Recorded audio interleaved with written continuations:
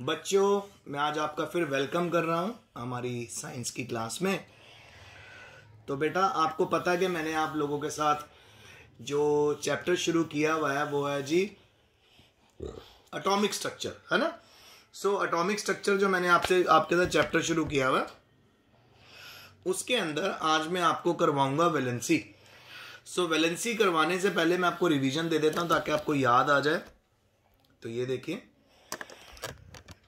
इस चैप्टर में जो जो बातें बताई गई हैं वो मैं आपको बताता हूं। देखो बेटा, सबसे पहले इस चैप्टर में मैंने आपको बताया था कि जो एटम के अंदर जो न्यूक्लियस होता है, हम ये नहीं कह सकते कि बस दो ही चीज़ें होती हैं कि जो एटम है उसके सेंटर में न्यूक्लियस है, उसके अराउंड इलेक्ट्रॉन रिवॉल्व हो रहे हैं। ऐसा नहीं है, उसके अंदर और सब एटॉमिक पार्टिकल्स भी होते हैं। एटम के अंदर प्रोटॉन्स भी होते हैं और न्यूट्रॉन्स भी होते हैं। उसके न्यूक्लियस में प्रोटॉन और न्यूट्रॉन पाए जाते हैं ना, और उनके अराउंड इलेक्ट्रॉन रिवॉल्व करते हैं।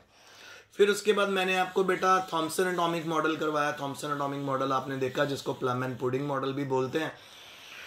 ये with the passage of time क्या हुआ, ये मॉडल भी एक्सेप्ट नहीं हुआ, डिस्कार्ड हो गया, क्योंकि बिल्कुल गलत मॉडल था। इसमें थॉमसन ने क्या बोला कि सपोज अगर आपके पास कोई वाटरमेलन है, तो वाटरमेलन के अंदर जो रेड रीजन आपको नजर आता है बेटा, वो रेड रीजन रिप्रेजेंट करता है उसके पॉजिटिव फील्ड को, और उसके अंदर वाटरमेलन में जो आपको काले रंग के बीज नजर आते हैं, बीज उसको रिप्रेजेंट करते हैं जी अपने इलेक्ट्रॉन्स को।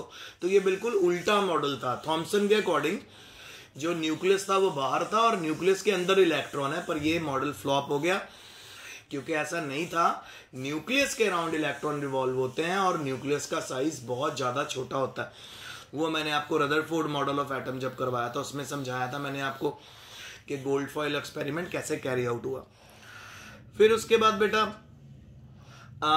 बोहर मॉडल ऑफ एटम आया। बोहर ने क्या बोला, बोहर कहता है कि एटम के सेंटर में न्यूक्लियस होता है, उसके अराउंड सर्कुलर ऑर्बिट्स होते हैं जिसके अंदर इलेक्ट्रॉन रिवॉल्व होते हैं।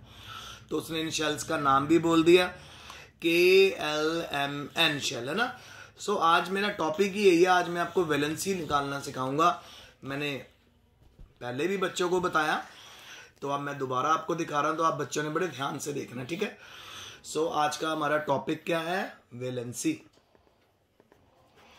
वैलेंसी क्या होता है, number of electrons present in an outermost shell of an atom. अगर हम बात करें आपसे कि मैजिक नंबर की बात करें, तो बेटा K, L, M और N ये शेल्स होती हैं, ठीक है भाई।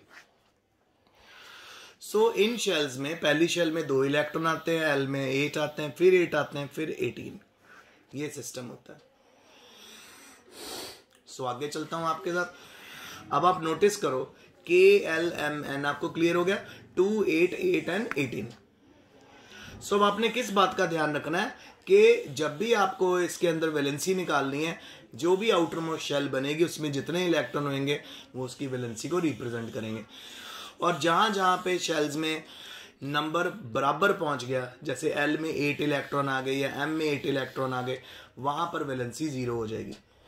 मैं आपको विद एग्जांपल करवाऊंगा तो आपको समझ आ जाएगा। तो आइए, सबसे पहला एग्जांपल है हमारे पास हाइड्रोजन।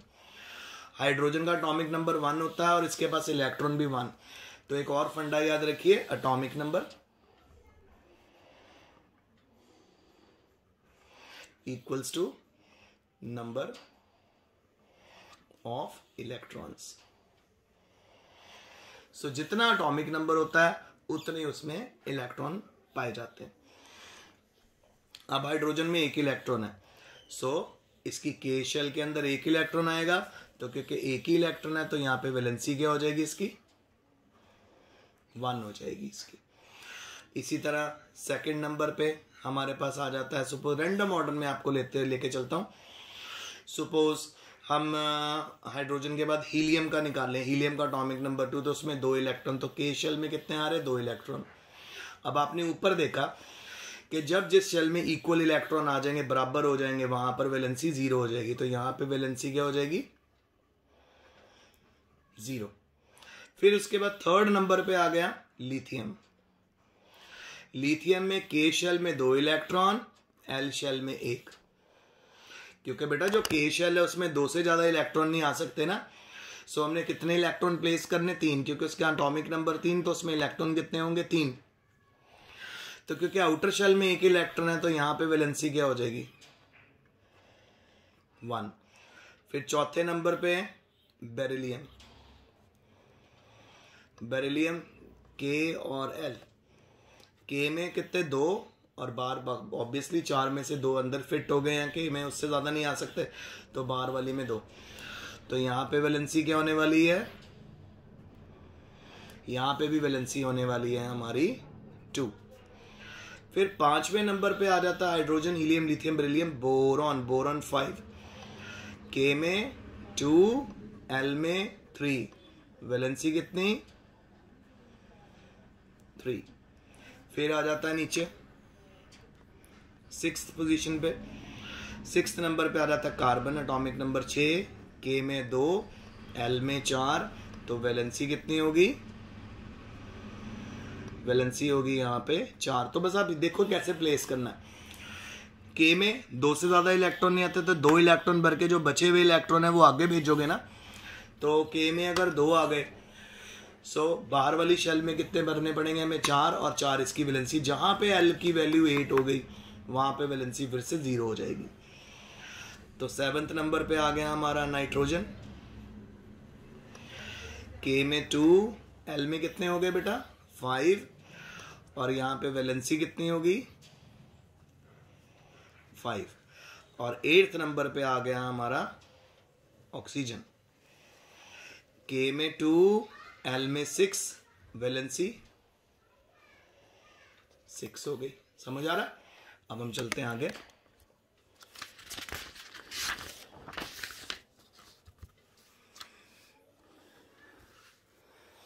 अब 9 नंबर पे है जी फ्लोरीन। फ्लोरीन में भी 9 इलेक्ट्रॉन होते हैं। सो 2n, के में 2, एल में कितना? 7। सो वैलेंसी 7 होगी।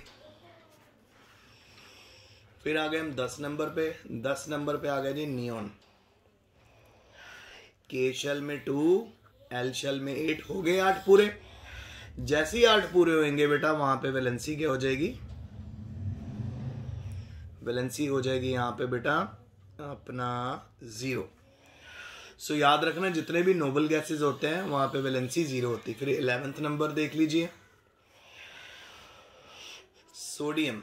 सोडियम का 11 है, तो यहाँ पे के में 2, एल में 8, के एल एम, एम में आ जाएगा हमारा 1। देखो ना 11 नंबर भरने हैं। पहली में 2, फिर 8, और फिर आउटर मोस्ट में 1। ठीक है, क्योंकि 8 से ज्यादा नहीं आ सकते ना एल में, तो यहाँ पे वैलेंसी यहाँ पे हो जाएगी 1। फिर हम पहुंच गए 12 12th पे। 12th होता है सपोज मैग्नीशियम। फिर से के की वैल्यू 2, एल की वैल्यू 8, एम की वैल्यू 2। सो वैलेंसी 2। फिर हम पहुंच गए हैं जी अपना 13th पे, एल्यूमिनियम। के की वैल्यू 2, एल की वैल्यू 8, एम की वैल्यू 3। वैलेंसी कितनी हो गई? 3। ठीक है, अब हम पहुंच गए 14th पे। 14th है सिलिकॉन।